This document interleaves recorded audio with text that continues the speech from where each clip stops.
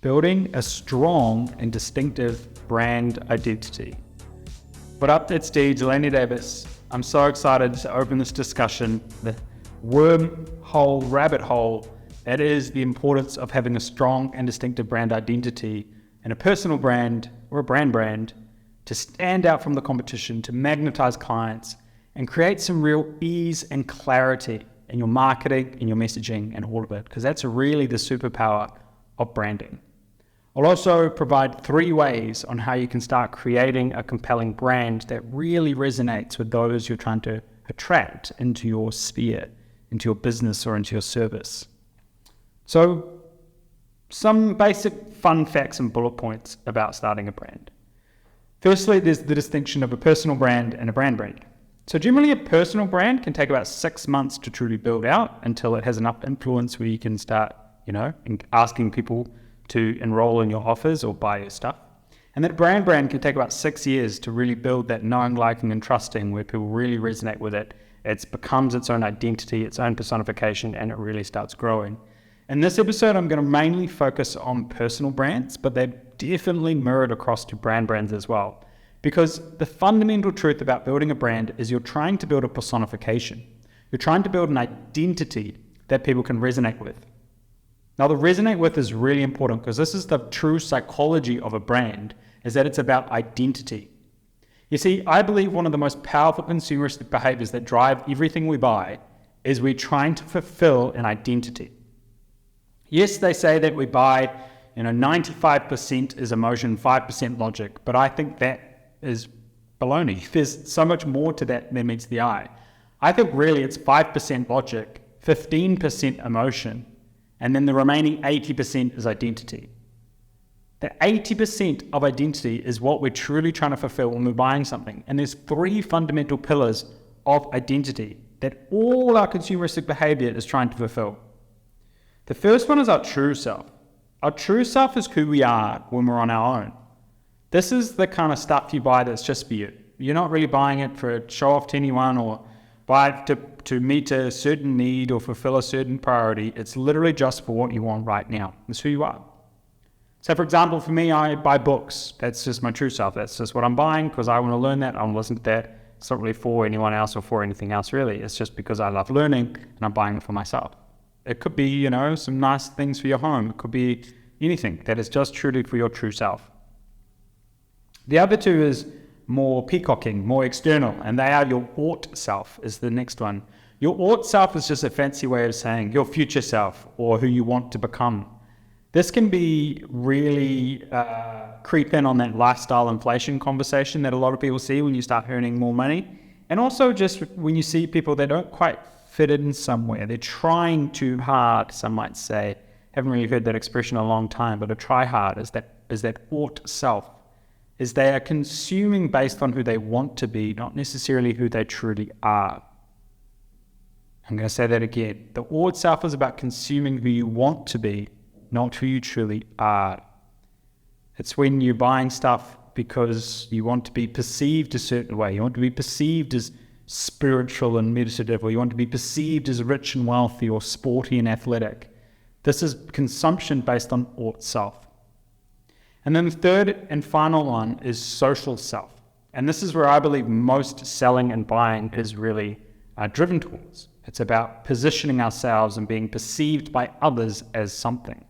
Classic one is buying a really flash car, as you want to be perceived as successful, or you want to be perceived as fit and healthy, so you wear nothing but activewear, or you wear nothing but designer clothes, or some sort of connection to others. Buying fan sports clothing is a great example of social self-consumption because you want to be part of something, you want to be part of a group. And this is where I believe you can spend a lot of time thinking about and mastering your current avatar or your dream client and connecting to who do they want to belong to? What group of people do they want to fit into? This is a fantastic pillar to build a brand off of, is that social tribe. That who do I want to belong to? Who do I want my ideal client to belong to? What community or social identity can I create that my ideal client will be magnetized towards? such a good question, such a big question to really tap into these three social or identity-based levels of why we buy and why we consume. Now, in terms of building out a personal brand and the importance of that, I'm going to share just 3 ways on how you can do that. Now, one way is if you're just starting out, so you've literally got nothing, you haven't really been adding value on social media yet or any sort of media channel, and you're like, right, it's time for me to get my genius into the world, or it's time for me to build a personal brand alongside my product business. Now, there's 3 ways to do that. The first way, on this simple way, is just consistency. Just choose 2 colors, 2 fonts, and 2 pillars of your life that you're going to share as part of your personal brand. Now, these pillars of your life are really essential because it helps differentiate for yourself the difference between an influencer and an entrepreneur. If you want to be an influencer, this podcast is not for you.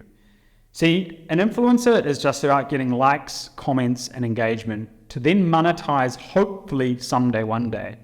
It's not really the game we're playing here. We're entrepreneurs. We're creators. We're here to disrupt and change things.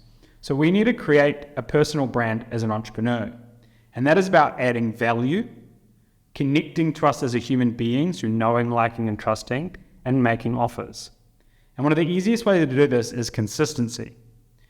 And like I said, visually, choose 2 colors, 2 brand fonts, whatever it might be. And then to build that knowing, liking, and trusting in who you are, I encourage you to choose 2 pillars. A good case study for this is Alex Hormozi. Now, he is blown up on social media. He got multi-million-dollar followings in 6 months. And there's 2 pillars that he shares all the time. Number 1 is never skip carbs, which is his connection to himself as a gym goer. And the next is never skip dessert, which is his second pillar, which I believe is around luxury and, having an all-self lifestyle that you'd love to have the lifestyle that Alex has, where he dines out every single evening. Now, these are Alex's 2 core pillars of consistency. And it's so interesting because that's all he really shares about his personal life. You know nothing else about him. He's not constantly sharing what he's eating, what he's having on holiday, the meetings he's about to go on, none of that crap. I think now and then, but they're not his core pillars. So this is a really good point to get here if you want to build a personal brand and you don't want to be an influencer. It's just choose 2 core pillars that you're going to share about yourself consistently. So for example, one of mine is never stop learning. So I always share when I'm learning something, when I'm doing a course, when I'm reading a book. That's just one of the pillars that I share because it's part of my identity that I want to share. So I ask you, what are some hashtags that you can share that are pillars of your life? Now, this is again, looping back to that starting point of this conversation, is making sure that it's a pillar of who your ideal client wants to become or is, right? Is it part of your ideal client's true self? Is it part of their bought self or their social self? Now, if you get multiple of these, that's excellent because it could be, say, different stages. Say, for example, different stages would be like in extreme sports. Say your ideal client loves being active, even though that's not necessarily what you sell. It's about connecting to them as a person and building them into a tribe. So you could say levels of that would be like indoor rock climbing versus like skydiving, right? Those are the same flavors, but different things. So you can choose the spectrum as well on these consistencies that you want to share within your clients. The next important pillar of building a personal brand is you front and center, and choosing the right story that really connects with your ideal client. This is that bridge, or the epiphany bridge, as it's commonly known as a framework. And this is really important to know where your clients are, both from a product or a service perspective, so you can truly serve them and get them to that next level. Now, an epiphany bridge is about telling your particular story that got you involved in the service that you provide. And it's really important to understand that you want your ideal client to have the same epiphany you did to consume your product. So building your brand, right, we've already hit that identity factor, and now we need to shift into the emotional factor. And that's when your story as a brand connects to this remaining 15%. So your epiphany bridge is about the aha moment you had that led you to consume your product or service. Now, I'll do another episode fully diving into the power of Epiphany Bridge, but my question for you now is simply, what was the epiphany you had that had you do what you do? And what was the story before, during, and after that experience? That's your Epiphany Bridge. The third way, and this is one of the most powerful ways to really build a brand, and just to really put this disclaimer here before I explain this next one, is you have to be adding value and have clients and have a proven business model before you can attract and start attaching this particular brand distinction. Because you need data, you need clients, you need client testimonials, you need you and your experience over time before you even think about adopting this next strategy. So if your business is under 6 figures, just turn the podcast off now. You've got all the insights you need. You need to be consistent and you need to start telling more of your stories. And just those 2 pillars alone will help you start building a brand very, very quickly. Now, if you're ready for that next stage of business, you're 6 figures, you're ready to go to 7, you're ready to scale, you're ready to really systematize your marketing strategies, your communication, and your messaging, is this next framework to really develop your brand will completely change everything. And it's called Archetypes. Archetypes are one of the most powerful branding distinctions I have ever encountered. Simply because it goes off my theory around identity is primarily the driving force of most of our behavior. Now, Carl Jung, who's the godfather, if you will, of archetype theory, devised that there's 12 core archetypes that the entire of our identities are driven from. Now, as I just say these, I would like you to just think of like brands, and I'll give some examples that really connect to them as well. But these identities that come through the archetypes are so obvious once you see them. And when you remember what I was talking about earlier, of that we consume based on identity about who we want to be perceived as socially, or who we want to be as a future self, or who we truly are at our core. All of these archetypes are built upon identity. Every single movie character has a pillar of an archetype. Every single discourse you see walking around, which is a socially constructed identity, has a pillar of an archetype. So I'm just going to go through them now quickly and share a brief example. And don't worry, yes, I will do so many more episodes deep diving into archetypes because it is such a powerful distinction. So the first one is the innocent. This is that soft, caring, really cutesy, innocent playground. This is kind of, the kids stuff, the sweet, soft, candle companies, the really just soft, innocent. Then there's the caregiver, which is like huggies, baby stuff, really about motherhood and caring for things. The jester, which is comedy. The Dollar Shave Club was a great example of this. If they brought in a new archetype distinction of humor into the marketplace of shaving products, the Dollar Shave Club. The magician, which is about, transformation, magic. Disney is a simple, great example of this. The ruler, which is about sovereignty and power. Rolex is a simple example of this, or Porsche, something sophisticated, something powerful. The hero, which Nike is a great example of this. Just do it, just get it done. The hero is self-explanatory in what it really is.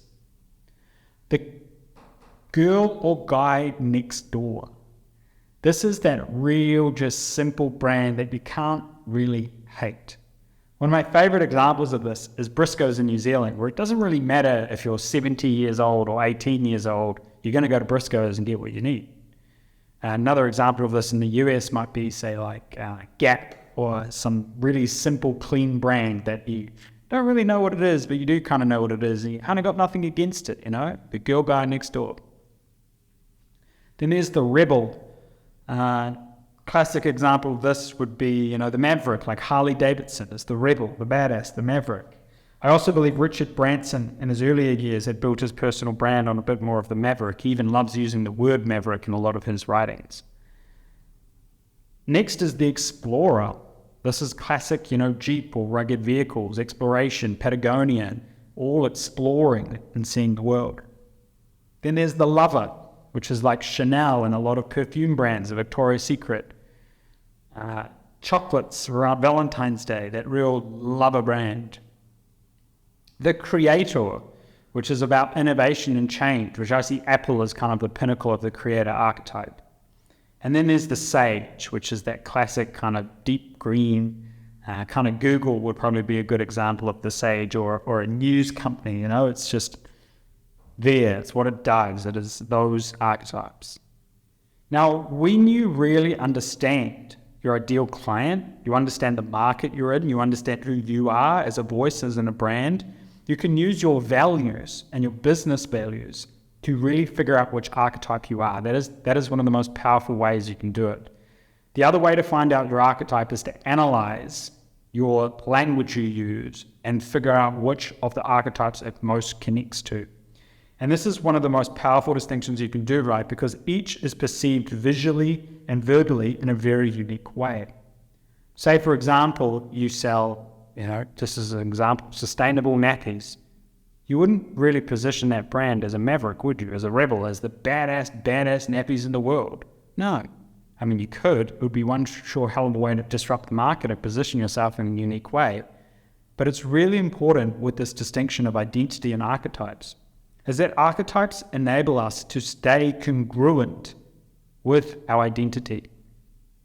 It enables us to get clarity on what we share and how we share it, and what we do and what we don't do. Say, for example, if you were the maverick, would you give free stuff away? Probably not. If you were the ruler, you would, because that's generosity.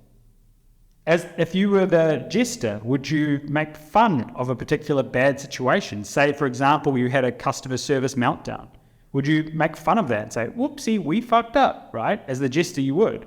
As the hero, you wouldn't. You would strive forward and say, we're never going to let this happen again. Victory at all costs. So you can see how, say, the simple thing of like customer service completely changes based on your brand. Same thing goes with how you do sales, how your sales pages look, how your visualizations and your photos look within your entire business model and everything you do. This is why it's a very deep topic, a very big topic, as you can imagine, and I will do more episodes specifically on the 12 archetypes. So I hope you enjoyed this episode of really the importance of building a strong and distinctive brand identity, and the 3 core pillars we can really go to do that. The first one is just be consistent if you're just starting out. Just choose 2 colors, choose 2 fonts, have some pillars on who you are, have some pillars of value, and just share those consistently for at least 6 months. Then there's really understanding you and your voice and your brand as a founder or as a personal brand. It's really important to find your story that most connects with your ideal client through an epiphany bridge. And then when you're ready for that next level in business and you want that clarity in your strategy, clarity in your messaging, clarity in your business offerings and how you do business, Archetypes is your theory for you. Dive in, get in action, listen to the next episodes, love your work. So good. Definitely.